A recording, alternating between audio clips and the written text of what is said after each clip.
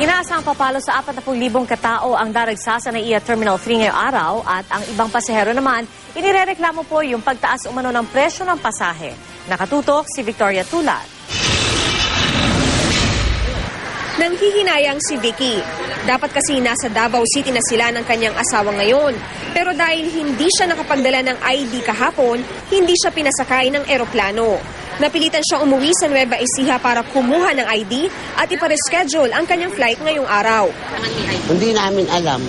Kasi ang kuha namin, taga Pilipinas ka naman, hindi naman international. Ba't kailangan pa ng ID, di ba? Ang asawa naman niya inireklamo ang biglang pagtaas daw ng presyo ng airline ticket.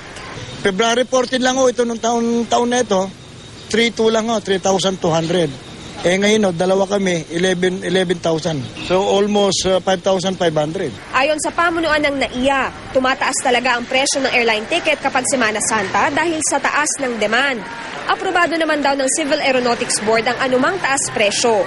Ngayong bisperas ng Semana Santa, 40,000 pasahero ang inaasahang daragsa sa NAIA Terminal 3. Si Geraldine, isa sa mga excited na makapiling ang kanyang mga kaanak sa Holy Week. December pa lang bumibili na kami ng ticket.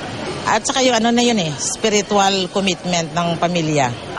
Para matugunan naman ang dami ng mga tao sa airport, pinaigting ng Manila International Airport Authority ang pagbabantay ng mga pulis at mga tauhan ng civil aviation.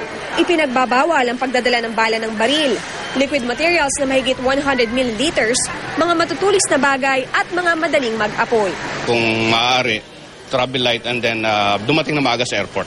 Mga 2 hours sa domestic and then 3 hours sa international.